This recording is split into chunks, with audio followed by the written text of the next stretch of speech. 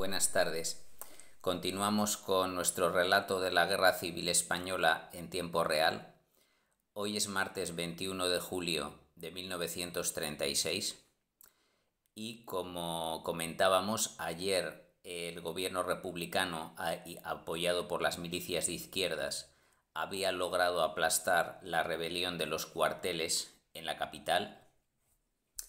Y hoy va a realizar una serie de avances en torno a la ciudad de Madrid para aplastar otros movimientos sublevados o defender la provincia de los avances de los golpistas de Castilla la Vieja.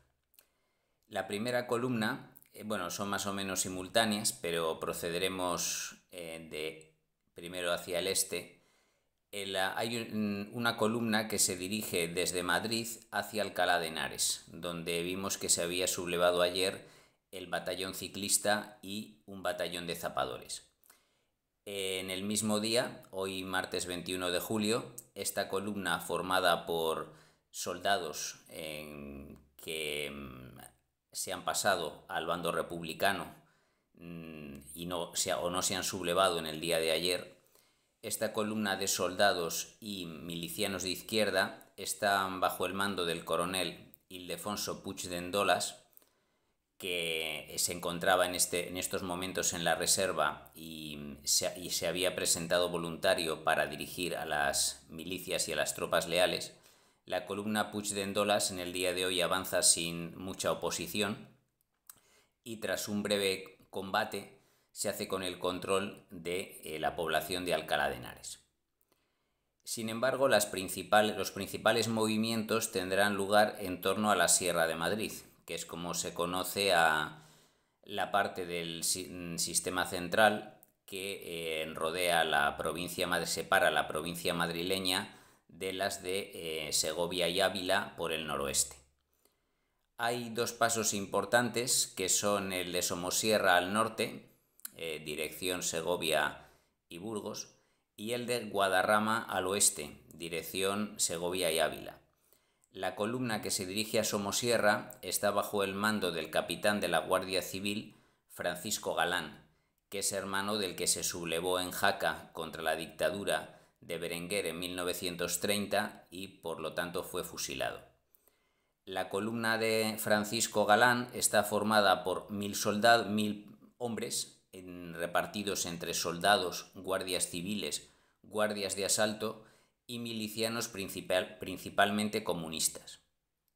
Las milicias comunistas, de hecho, han creado en los primeros días de la guerra una unidad paramilitar que se conoce como el Quinto Regimiento. Teniendo en cuenta que había 4 regimientos en la capital de España, ellos se denominaron el Quinto, que sería el embrión del futuro Ejército Popular, según el punto de vista comunista. Este Quinto Regimiento reparte sus milicias entre las que se dirigen a Somosierra bajo el mando de Valentín González, conocido como el Campesino, y las que se dirigen a Guadarrama bajo el mando de 2 futuros líderes militares comunistas, Enrique Lister y Juan Modesto. Como decíamos, las tropas comunistas al mando de González el Campesino son una parte solo de la columna que dirige Francisco Galán en dirección a Somosierra. El resto son guardias civiles, guardias de asalto y soldados. También llevan 26 piezas de artillería procedentes del regimiento que no se ha sublevado en Madrid.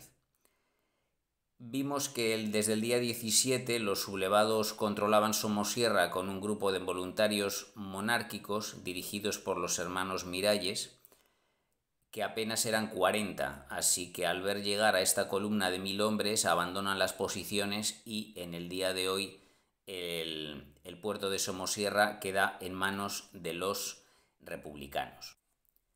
Por lo que se refiere al sector de Guadarrama, concretamente el paso de Navacerrada, pasa a ser ocupado rápidamente por la columna dirigida por el coronel Enrique del Castillo. Está formada por 6 compañías repartidas entre soldados, guardias civiles, guardias de asalto y milicianos del ya citado Quinto Regimiento. Concretamente, el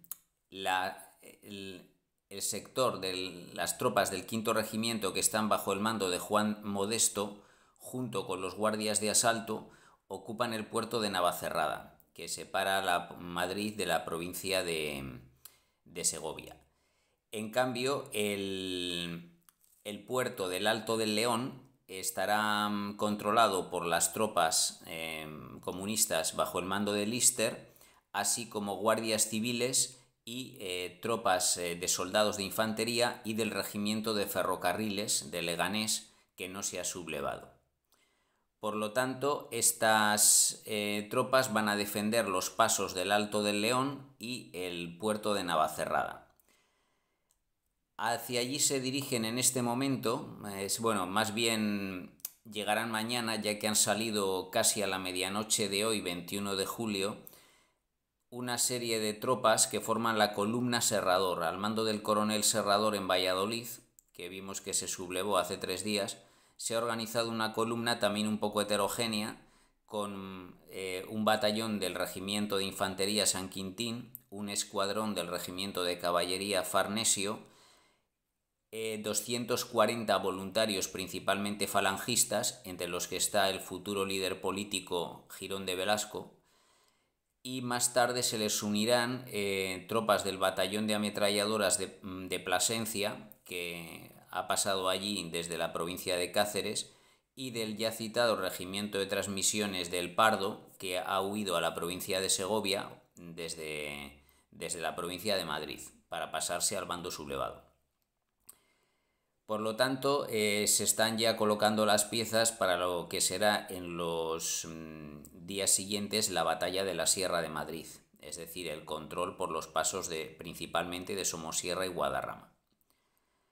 Pasamos ahora a comentar lo sucedido en otras provincias castellanas que rodean Madrid.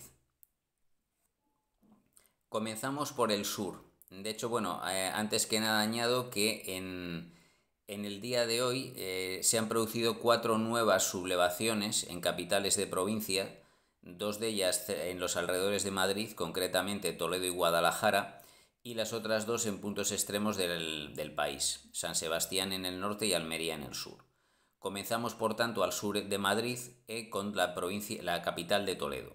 Allí el coronel Moscardó, que dirige la escuela de gimnasia de la Academia de Infantería en el Alcázar, lleva 3 días en una actitud hostil, aunque todavía no en franca sublevación hacia la República. Ha estado concentrando tropas, principalmente guardias civiles y voluntarios, en la ciudad de Toledo, y en el día de hoy, 21 de julio, proclama el estado de guerra en la ciudad de Toledo. Cuenta con 1.300 hombres armados, 560 civiles no combatientes, es decir, mujeres y niños, y 50 rehenes que ha tomado prisioneros entre los grupos de izquierda de la ciudad de Toledo. Es dueño en el día de hoy de la capital de la provincia, y esto hace que tenga el nuevo comandante de la primera división orgánica, Riquelme, tenga que organizar una columna contra la ciudad de Toledo, pero a día de hoy esa columna todavía no ha llegado a Toledo, de manera que una capital de provincia más a fecha de hoy está en manos de los sublevados. Y lo mismo sucede al nordeste de la capital, en la ciudad de Guadalajara, al nordeste de la capital del estado.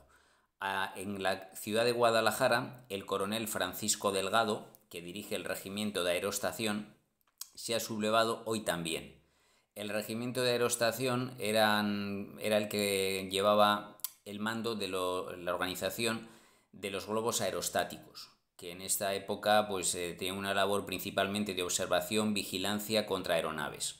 Estaban ya bastante obsoletos, pero Guadalajara era la sede de su organización militar. Por lo tanto, eran las únicas tropas regulares con las que contaba esta provincia. Desde hace unos días en Guadalajara está el general de brigada González de Lara, que había sido encarcelado allí por orden de su superior, el general de división Juan Batet, Domingo Batet. Entonces, en cuanto se subleva el coronel Delgado, libera a González de Lara y lo pone al mando, le permite el mando de las tropas rebeldes en Guadalajara, que son bastante escasas.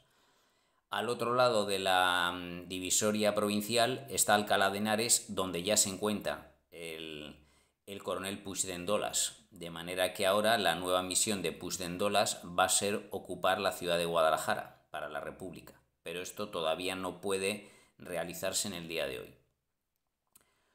Continuando ya con otras provincias castellanas al norte, pasamos a Soria.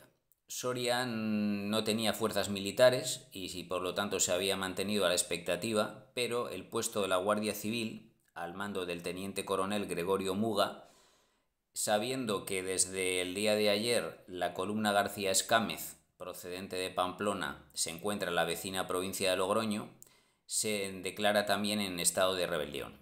Por lo tanto, ahora García Escámez continúa su marcha hacia el sur con el doble objetivo de apoyar a estos guardias civiles sublevados en Soria y a los militares sublevados en Guadalajara. Por lo tanto, la columna García Escámez retrasará todavía más su avance hacia Somosierra. Mientras tanto, en Pamplona, el general Mola está tratando de reorganizar el sistema político de los sublevados, ya que recordemos que ayer había muerto en accidente aéreo el general Sanjurjo en Portugal. Él como director militar de la sublevación se pone en contacto, de hecho viaja en persona en avión desde Pamplona hasta Zaragoza para contactar con el general Cabanellas, que es el general de mayor graduación y antigüedad de los que se han sublevado. Cabanellas y Mola salen este mismo día en avión hacia Burgos para tratar de organizar allí un nuevo gobierno. Nada más llegar a Burgos, Mola se hace con el mando de la 6ª División Orgánica, que en estos 2 días ha pasado de Batet al ya retirado general Dávila.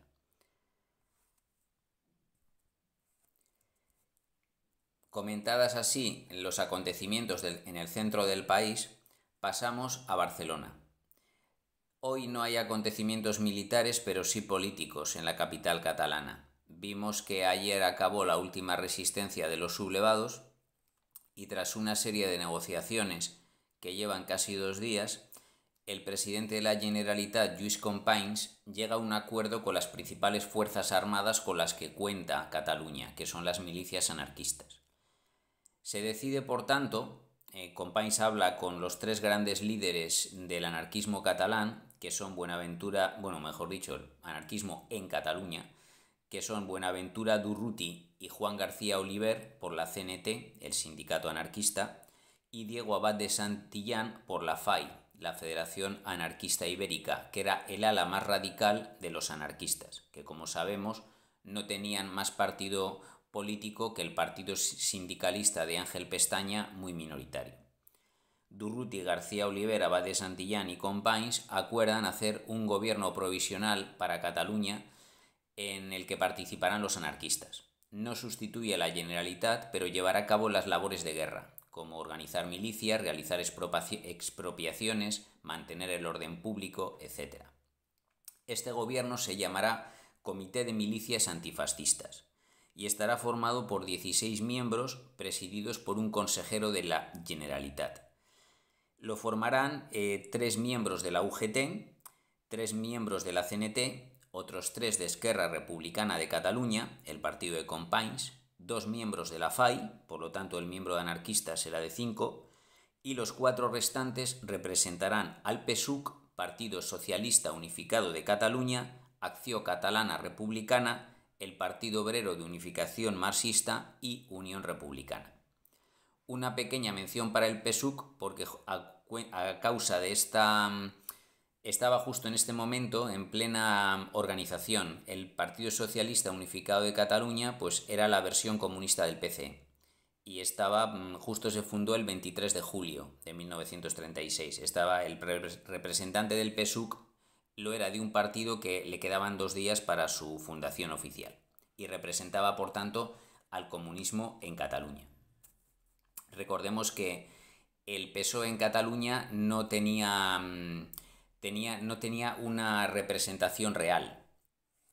Su espacio político estaba ocupado principalmente por Esquerra, aunque sí tenía presencia el sindicato UGT, como acabamos de ver, y la versión más cercana era la Unión Socialista de Cataluña. Por lo tanto, el PSUV representará la izquierda catalanista, lo más cercano a la versión catalana del comunismo. Explicado ya este nuevo gobierno provisional para Cataluña durante la guerra, pasamos a hablar de Andalucía. Allí en Sevilla los sublevados de Queipo de Llanos siguen avanzando. Después del fracaso de ayer, las tropas sublevadas ocupan el barrio de Triana y el vecino pueblo de San Juan de Aznalfarache, al oeste de la capital. No han atacado todavía los barrios obreros del este de la ciudad, pero sí van avanzando hacia Córdoba. No consiguen pasar hoy de Alcalá de Guadaira porque son rechazados en la población de Carmona, pero de manera lenta pero segura el movimiento sublevado se afianza en Andalucía. De hecho, hay un intento más de ampliarlo hacia el este cuando el teniente coronel Juan Huerta se subleva en la ciudad de Almería al mando del 3er batallón de ametralladoras y se le une la Guardia Civil de la ciudad. Toma esta decisión en fecha tan tardía porque ha decidido esperar a ver qué ocurre en la vecina población de Granada.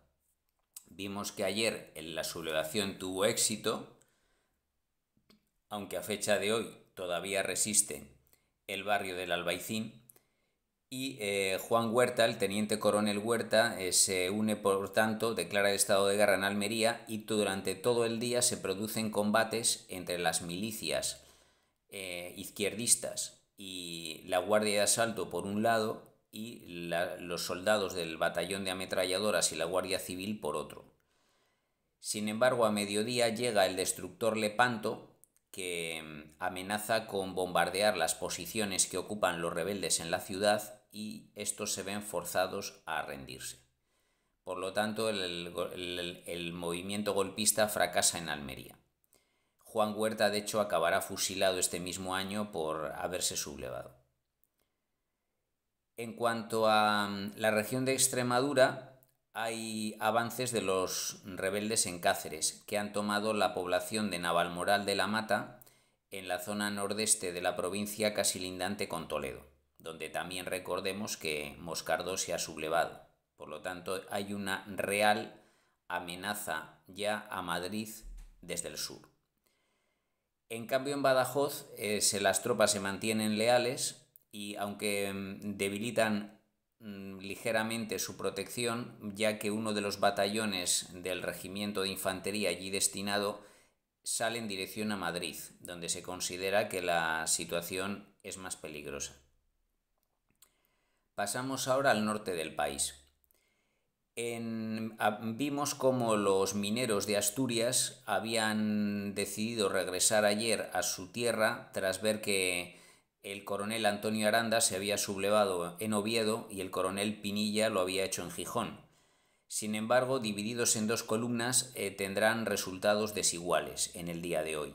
Los que van por carretera consiguen llegar a Oviedo tras cruzar el puerto de Leitariegos y armarse en la fábrica de armas, conseguir armas, municiones y artillería en la fábrica de armas de Trubia. Se unen al cerco de Oviedo, es decir, a las tropas republicanas, principalmente milicias de izquierdas, empiezan a rodear a las tropas y a la Guardia Civil que dirige Antonio Aranda en la ciudad de Oviedo. De hecho, las milicias de mineros procedentes del Valle del Nalón, dirigidas por Damián Fernández, han ocupado hoy el Monte Naranco, colaborando, por tanto, en el cerco de Oviedo por el norte. De manera que los mineros refuerzan el asedio de Oviedo y los que estaban tratando de regresar a Asturias por ferrocarril les habíamos dejado asediando el cuartel de la Guardia Civil en Ponferrada, provincia de León.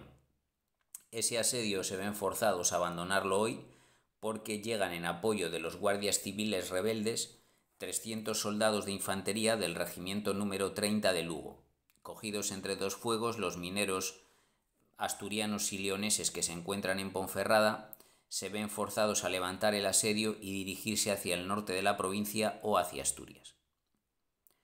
Por último, en el País Vasco tuvo lugar otra sublevación militar, unida a la de Vitoria.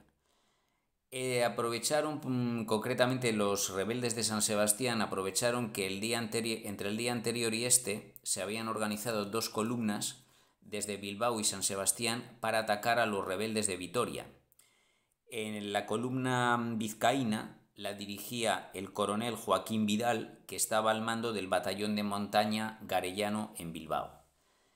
En cambio, la columna guipuzcoana la dirigía el comandante Pérez Garmendia, que de hecho era uno de los ayudantes militares del coronel Aranda en Oviedo, pero la sublevación le cogió en San Sebastián de vacaciones, así que ahora dirige a unas milicias izquierdistas de San Sebastián y a fuerzas de orden público que se dirigen hacia Vitoria por Mondragón. Estando en Mondragón, Pérez Garmendia recibe la noticia de que los dos regimientos destinados en San Sebastián se han sublevado dirigidos por sus líderes. Por un lado, el tercer regimiento de artillería pesada, bajo el mando del general León Carrasco Amilibia, del coronel León Carrasco Amilibia, que era hermano del general Víctor Carrasco Amilibia, que era gobernador también militar de Logroño. Por tanto, Carrasco Amilibia subleva el tercer regimiento de artillería pesada y el teniente coronel Vallespín, que es mucho más activo en la sublevación de San Sebastián, a pesar de tener menor graduación, subleva al sexto batallón de zapadores. Por lo tanto, con la sublevación de San Sebastián, que ya adelanto que es la última de las que tienen lugar en capitales de provincia, se llega a la cifra de 39 capitales en las que el alzamiento ha tenido lugar, ya sea con éxito o sin él.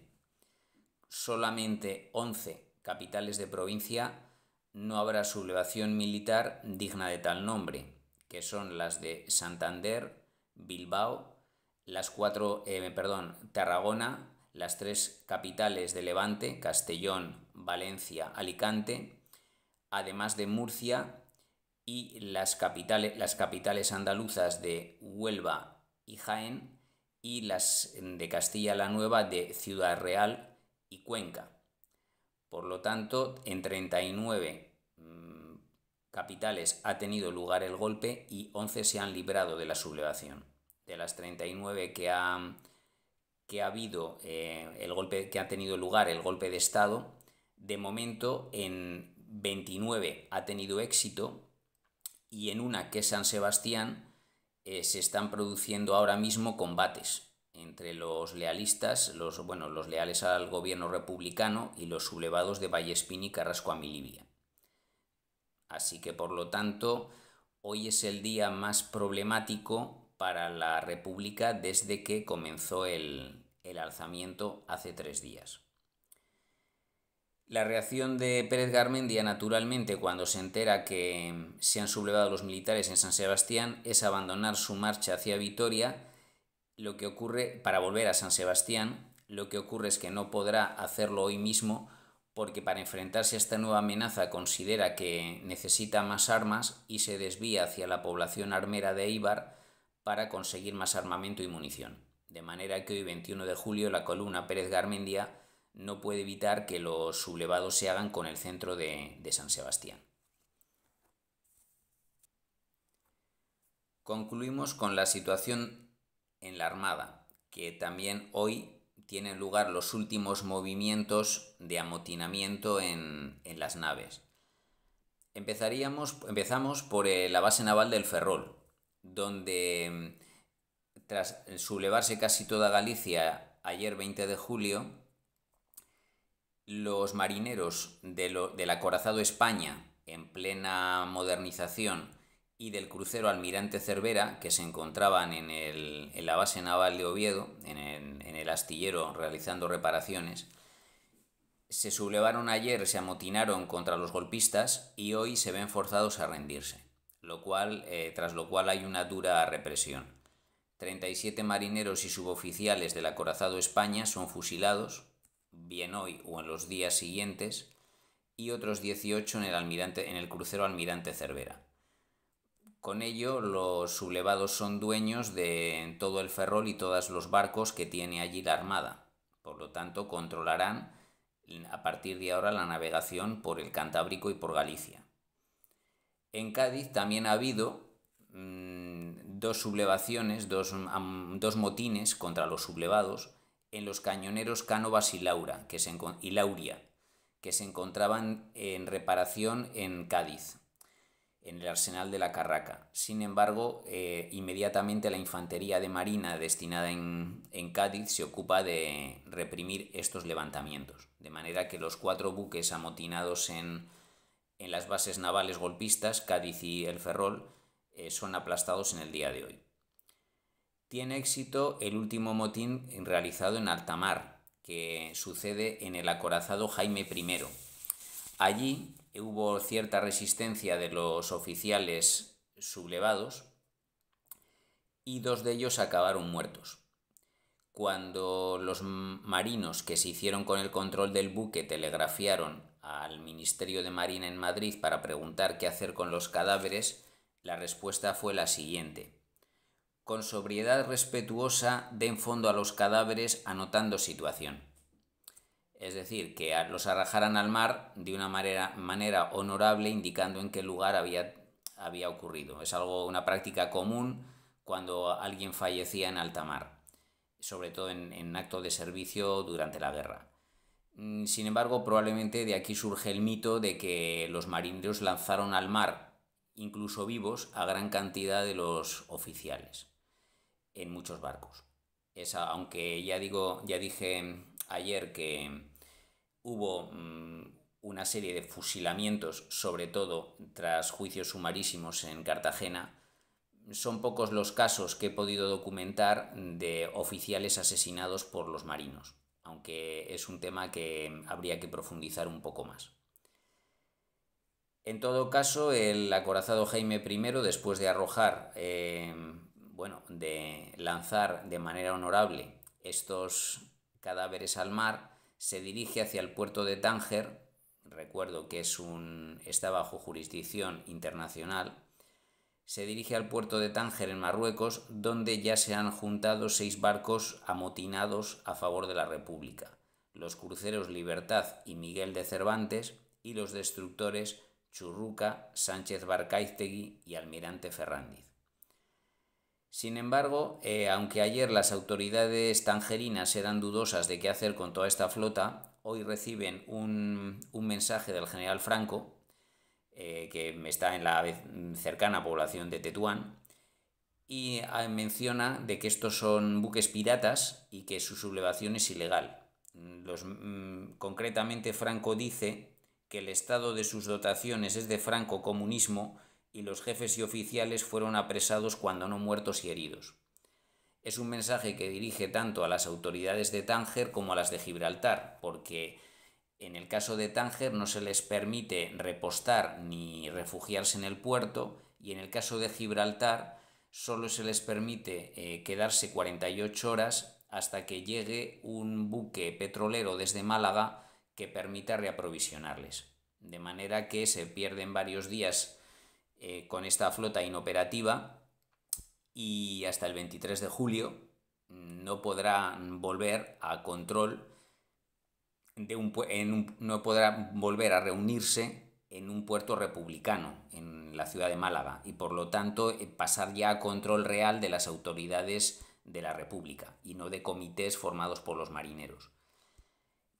Hay que añadir que sigue manteniéndose el problema de falta de oficialidad preparada. De hecho, las cifras que da Hugh Thomas, teniendo en cuenta no solo oficiales y mandos que se habían pasado a los rebeldes, sino aquellos que habían sido detenidos, destituidos o fusilados, da las cifras de que solamente 2 de los 19 almirantes estaban en el lado republicano.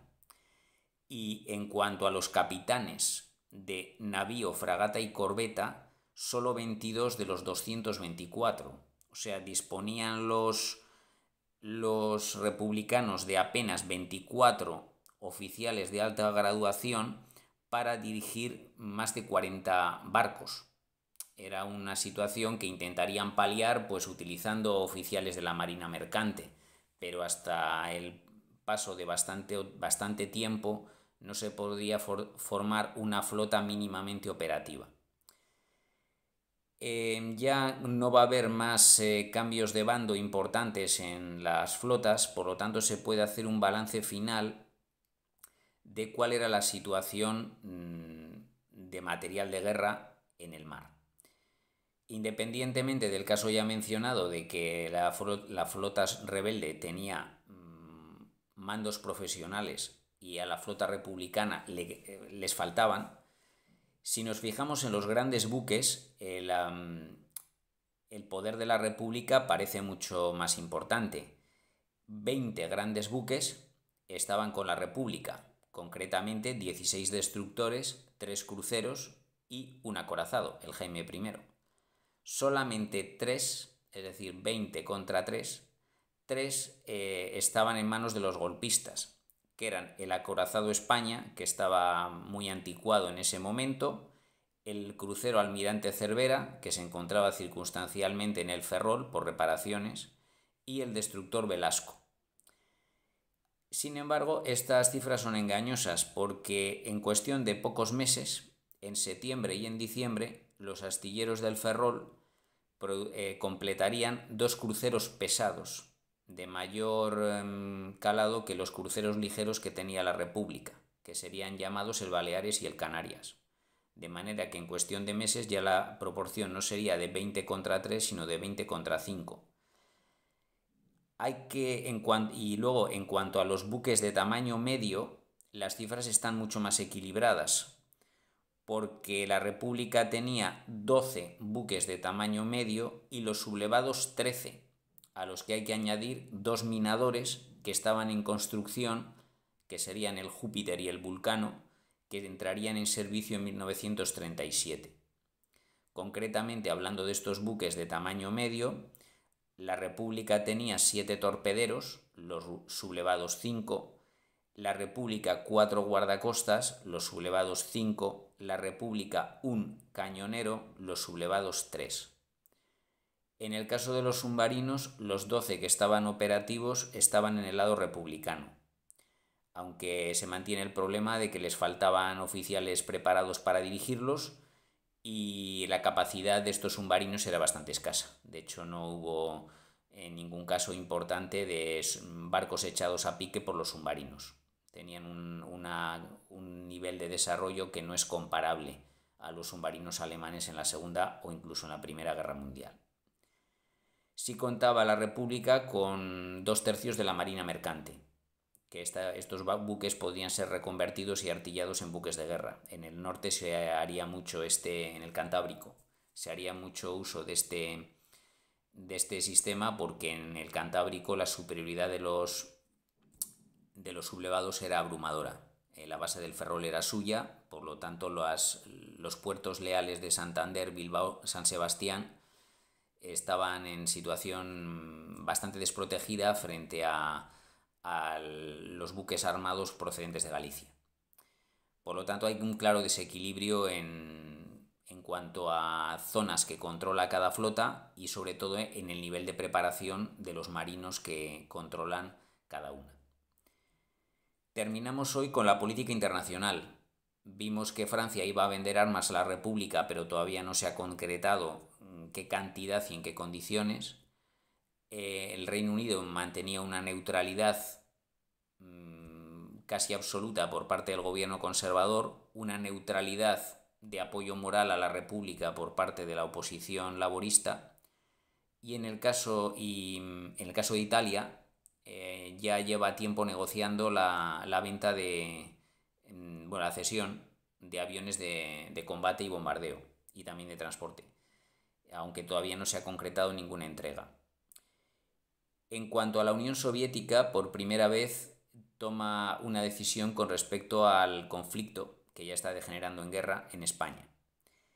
Hoy 21 de julio se reúnen representantes del Comintern, es decir, de la Tercera Internacional Comunista, que coordina a los partidos comunistas del mundo entero, y el Profintern, que coordina a los sindicatos comunistas del mundo entero.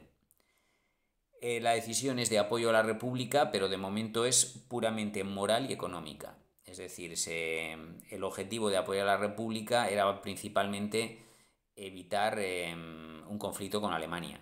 Es decir, la idea era que si la República ganaba, es decir, si la República perdía la guerra, que era realmente el problema, se establecería un régimen fascista en España, según este análisis, que es el que da Hugh Thomas, que amenazaría a Francia por tres lados: Alemania, Italia y España. Y esto dejaría a Alemania las manos libres para atacar a la Unión Soviética.